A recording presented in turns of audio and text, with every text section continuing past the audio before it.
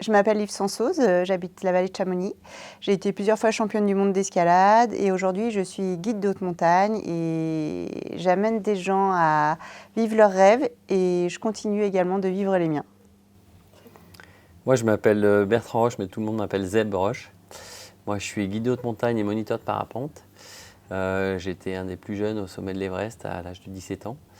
Ensuite j'ai essayé de combiner pas mal l'alpinisme et le parapente. Donc j'ai eu la chance de décoller du sommet de l'Everest et plus récemment avec ma femme du sommet du K2.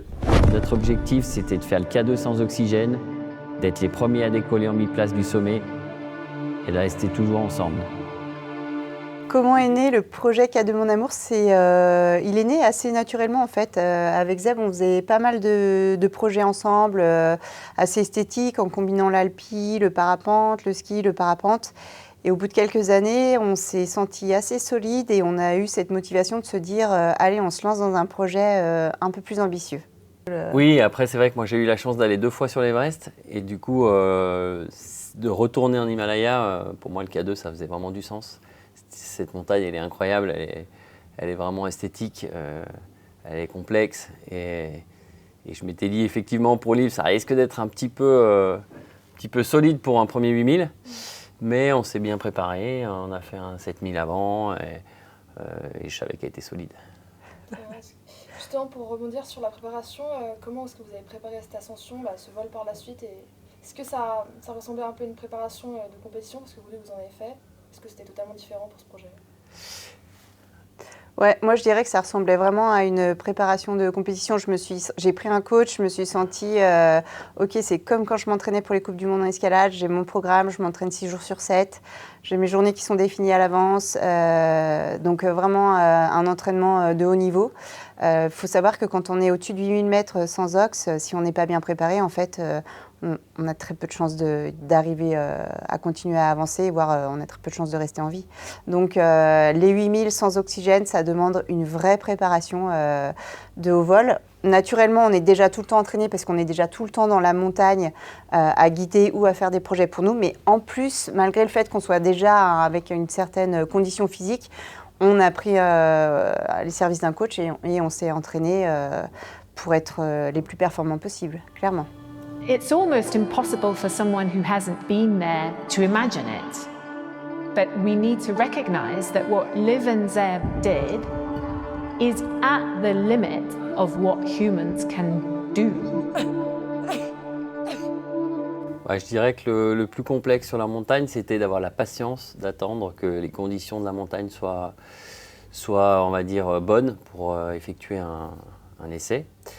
Et également, l'idée c'était de pouvoir, pendant l'acclimatation, monter le plus haut possible, donc au moins faire une nuit à 7000 mètres. Et on n'a jamais eu l'occasion de faire ça, donc on avait pas mal de doutes sur le fait de se dire est-ce qu'on est suffisamment acclimaté pour faire une tentative de, comme on dit, le summit push, où on essaye de monter jusqu'au sommet, alors que l'acclimatation n'a pas été optimum par rapport au plan qu'on s'était fait à l'avance. Mais ça a marché. Ouais, Donc, la principale difficulté pour nous, ça a été de ne pas faire une acclimatation au top comme on avait imaginé et de se lancer dans le summit push, dans l'ascension finale du K2 en étant avec beaucoup d'incertitudes parce qu'on ne savait vraiment pas comment allaient réagir nos corps à 7000 et au-dessus, vu qu'on n'avait pas pu monter à 7000 mètres. C'était vraiment le gros point d'incertitude. Après, on a plutôt bénéficié de belles conditions sur la montagne, d'une journée parfaite au niveau température, au niveau vent. Et c'est pour ça d'ailleurs qu'on arrive à décoller. Et ce jour-là, on est 4 Français à décoller. C'est parce que c'était une journée incroyable. Justement, donc votre projet, c'était à la fois d'allier une ascension et puis un vol. C'était les deux objectifs. Est-ce que vous avez préféré l'ascension en elle-même, ce cheminement, ou le vol de fin qui était un moment, certes, qui faisait peur par exemple, mais qui était beau aussi? moi je dirais que le vol c'est vraiment le point ultime de l'expé, parce que c'est la cerise sur le gâteau, quoi. C'est sûr que d'arriver au sommet du K2 à 2, c'est déjà extraordinaire, mais de pouvoir s'en envoler en parapente, c'était juste c'était au-delà de notre expérience. On s'était dit, bon, ok, on se lance ce projet fou. Si ça marche, c'est dingue. Et de réussir à le faire fonctionner comme ça, ben, c'est juste incroyable, quoi. Enfin, pour moi, c'est le vol d'une vie parce que c'est tellement magique de se retrouver après tant d'efforts, décoller de la montagne en sécurité et il n'y a plus qu'à apprécier juste le paysage qui est fou. C'était dingue, quoi. Ouais, je pense que Zeb, pour lui, c'était sûr qu'il y avait le vol qui était là. Et moi, je l'ai vécu un petit peu différemment. J'étais déjà extrêmement contente d'être au sommet du K2. Il faut voir qu'en 2025, il n'y a quand même pas encore 10 femmes qui ont atteint le sommet du K2 sans oxygène. Donc je me suis dit, non, mais c'est déjà énorme ce qu'on a fait et d'être là. Et si ça n'avait pas décollé et qu'on devait redescendre à pied, moi, j'étais déjà hyper heureuse de ce qu'on avait fait tous les deux. Pour Zeb, c'était plus une évidence que le vol devait être là. Et quand même d'avoir fait le vol, même si j'étais hyper satisfaite au sommet et déjà vraiment, je réalisais déjà pleinement qu'être là-haut, ça avait été dur et que c'était pas à la portée de tout le monde. Le vol, il était tellement incroyable, tellement dingue. On était tellement haut dans le ciel avec aucune autre montagne sous nos pieds. On avait l'impression d'être propulsé dans l'espace quasiment. Et c'est vrai que ce vol, il est à jamais gravé dans nos cœurs et dans nos têtes parce qu'il était incroyable.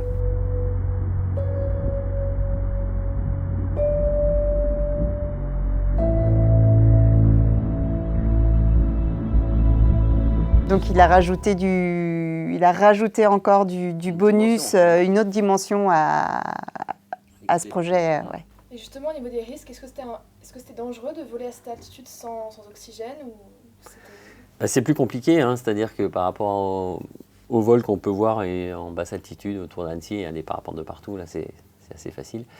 Le comportement de la voile est complètement différent. Décoller en biplace, c'est plus technique aussi. Donc c'est vrai qu'il y a une partie on va dire, délicate qui concerne le parapente, mais je dirais qu'une fois qu'on a passé le cap du décollage, après, avec les conditions qu'on avait là, ce jour-là, c'est juste magique. Et là, il n'y avait plus de doute. Pour moi, il n'y avait aucun doute que le vol allait bien ou mal se passer, parce que les conditions étaient tellement parfaites que j'ai juste un regret, c'est de ne pas avoir fait le tour de la montagne, tellement c'était possible ce jour-là, quoi. C'était juste incroyable, quoi. Donc, ça va le regret, quoi. Ouais, ça va. C'est clair. Moi, j'allais dire, c'est vraiment dangereux parce qu'on est tombé dans les pommes chacun l'un après l'autre. Non, c'est une blague. C'est une blague, mais le moment dangereux, en tout cas, l'engagement, il est total au moment du décollage. Là, il n'y a plus de place à la peur, il n'y a plus de place, c'est juste, il faut être focus. Vraiment, tous les deux, je pense qu'on s'est mis dans notre bulle et qu'on était là. Là, il y a une course d'élan à faire, il ne faut pas qu'on s'accroche les crampons. Faut pas qu'on s'accroche les pieds, faut qu'on fasse tout bien parce que derrière, c'est 3000 mètres de verticale qui nous attendent. Donc, l'engagement, il est total à ce moment-là. Après, en l'air, ça a été un peu pas la délivrance, mais ça a été, ça y est, on l'a fait, quoi. Ouais. Et puis, Zeb, il avait aucune inquiétude qu'il y avait plus de... Non, mais... C'était assez tranquille,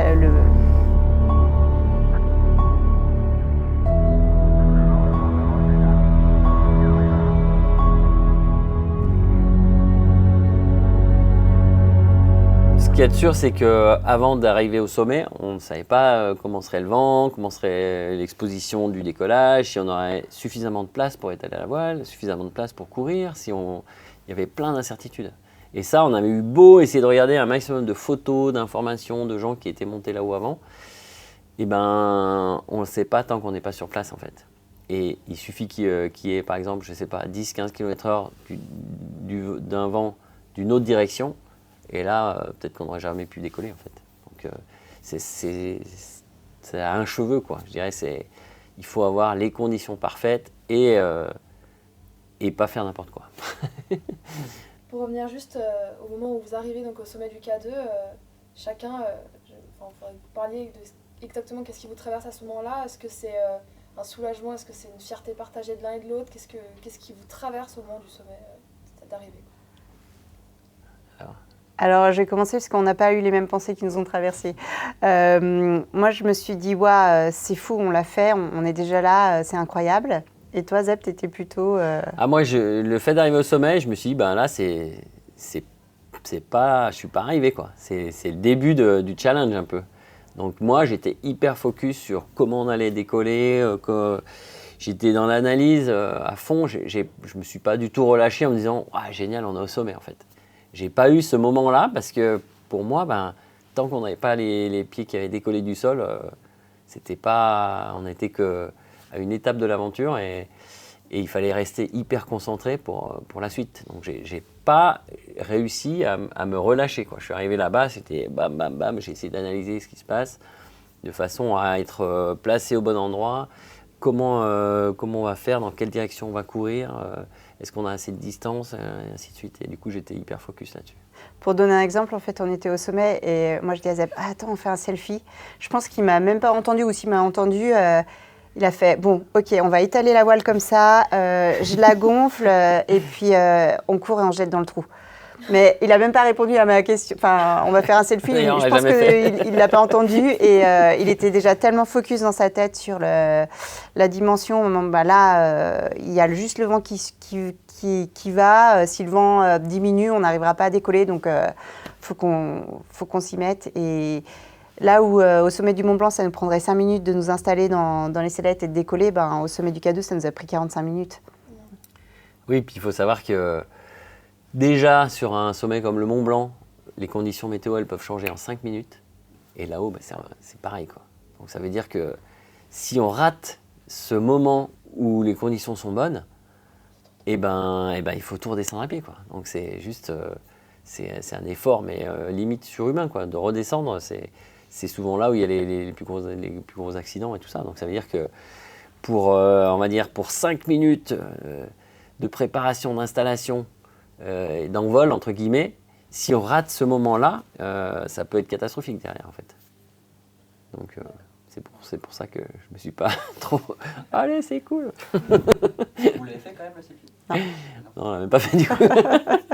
Bon, après, on avait la caméra 3.6, ça fait des belles images quand même. Je rebondis sur cette prise d'image. Comment ça s'est passé tout du long de l'ascension? Vous transportiez du matériel pour filmer, pour témoigner de cette aventure.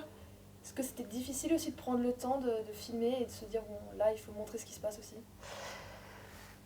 Est-ce que c'était difficile de prendre le temps de filmer? Ouais, ça a rajouté du poids quand même. Surtout dans les moments où il faisait très froid, dans les moments où c'était dur. Ouvrir le zip, sortir la caméra, enlever les doigts de la mouche, appuyer sur un bouton. Ça, c'était dur le jour du Summit Push. Il y a d'ailleurs un moment, on a voulu filmer, on n'a jamais réussi à appuyer sur le bouton de la caméra, ça ne marchait pas. Essayer de ramener des images, c'est pas toujours simple. Mais pourquoi elle se coupe pas cette caméra? Et c'est des images qu'on peut sortir que nous, parce que finalement, c'est pas toujours évident d'amener un caméraman qui n'aura pas les compétences techniques pour nous suivre dans toutes les parties de la montagne, quoi. Et puis après, c'est vrai que si on prend toute la totalité de l'expédition, il y a toujours cette dimension-là. Ah, il faut qu'on sorte le drone, il faut qu'on fasse ces images. C'est toujours un peu là dans nos têtes que il faut le faire en plus, parce que si on ne ramène pas ces images, on aura beau le raconter avec des mots, ce ne sera jamais pareil. Donc ça rajoute un petit poids en plus. Après, ce n'est pas inintéressant non plus. Et puis je crois qu'on est assez d'accord aussi avec Zeb que ça apporte aussi de la légèreté à notre expé d'être tous les deux et d'arriver à tout faire, plutôt que d'avoir une personne extérieure qui est là, qui sera certainement plus compétente que nous en termes d'image, mais on n'est plus que tous les deux dans notre bulle en mode on décide quand on veut, comme on veut. Ça rajoute un peu plus peut-être de lourdeur ou de concession, je ne sais pas, d'avoir une autre personne avec nous. Ouais. Un jour, on fera avec quelqu'un d'autre, on verra si on aime mieux ou pas. Ouais, après, c'est encore une problématique supplémentaire. Si la personne, elle supporte... Enfin, je veux dire, c'est compliqué déjà ce qu'on fait nous. Si en plus, on implique un caméraman de venir avec nous, je trouve que ça augmente le risque pour lui, le stress pour nous. Comme tu dis, ça enlève un peu de la spontanéité. Et puis il faut dire qu'aujourd'hui, quand même, avec un iPhone et puis les caméras 360 degrés, un drone, on arrive à ramener un contenu qui est de qualité professionnelle quasiment. Alors c'est sûr que nous, on n'aura pas le cadrage parfait, Mais malgré tout, on est quand même assez content du résultat des images qu'on a pu ramener, quoi. Ça reste authentique, c'est ça? C'est ça. Est-ce que vous avez d'autres objectifs de ce type? Alors peut-être pas aussi grands, parce que c'est peut-être l'objectif d'une vie qui a été réalisé, mais est-ce que vous avez d'autres projets dans les années, mois à venir? Bah ouais, on a toujours plein d'idées, hein. Après, ça dépend toujours un petit peu des sous. Et puis, mais on aimerait bien retourner, en altitude, peut-être au Pakistan, et dans un peu la même idée, combinée, cette fois peut-être 2 sommets, on va voir. Zeb est assez humble et tout, mais on a un projet très précis en fait en tête sur les Ghajar Broum au Pakistan. On aimerait vraiment retourner là-bas avec un projet sportif et aussi un projet humain, d'apporter un peu de compétences techniques aux porteurs pakistanais qui sont un cran en dessous des Sherpas népalais. On s'est rendu compte l'année dernière sur le K2 que les porteurs pakistanais ils savaient pas aussi bien gérer la sécurité, l'encordement, et on s'est dit en fait on peut vraiment apporter à cette communauté de porteurs une base technique plus solide et qu'ils soient eux plus en sécurité et les gens qui s'emmènent également. Et puis on a notre projet sportif d'essayer d'enchaîner 2 8000 mètres, le Ghajar Broum 2 et le Ghajar Broum 1 en faisant la liaison en parapente. Ça c'est sur le papier. Après voilà, on sait très bien que la montagne elle a des conditions qui peuvent être difficiles. Ce qu'on a vu sur une carte, peut-être que ce qu'on a imaginé, ça ne marchera pas. Donc il faut aller sur le terrain. Ce qui est sûr, c'est que quand on est passionné, on a toujours des rêves et des envies nouvelles. Et voilà, je crois que c'est ça qui nous caractérise aussi, c'est qu'on touche un peu à tout et à chaque fois, on a un peu des envies et des rêves qui nous animent et qui font que, on va de l'avant et on s'entraîne, on se motive et on fait des belles choses. Je pense qu'en dernière question, je peux vous demander à chacun soit de résumer en une phrase peut-être votre aventure ou alors chacun peut-être en une phrase de définir notre aventure du K2. Ouais, ok. Alors. Qu'est-ce que ça a été K de mon amour? Ça a été, ça a été une histoire d'amour. Ça a été une histoire d'amour, une histoire de complicité, une histoire. Je pense que on n'aurait jamais fait ce K2 si on n'avait pas été les deux ensemble. En fait, on l'a réussi parce que c'était nous deux, parce qu'on était les deux ensemble, parce qu'il y avait cette synergie, cette complicité, qu'on s'est toujours écouté, qu'on a toujours écouté l'autre et que il y a cette confiance absolue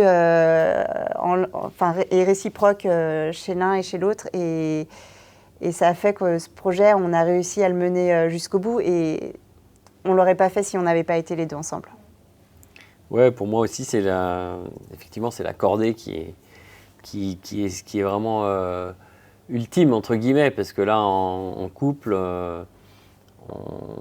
en biplace, on ne peut pas se passer l'un de l'autre. Et aussi, en termes de compétences, on est tous les deux guides. Donc on a tous les deux notre mot à dire, c'est pas juste moi qui va dire allez on fait comme ci ou on fait comme ça. Et pareil, donc Liv elle va me donner son ressenti sur des choses. Moi je vais vivre la montagne un peu différemment avec mon feeling à moi. Et pour ça, cette force c'est notre cordée quoi. Très bien. Merci beaucoup à vous deux. Merci à vous. Merci à vous. Ouais.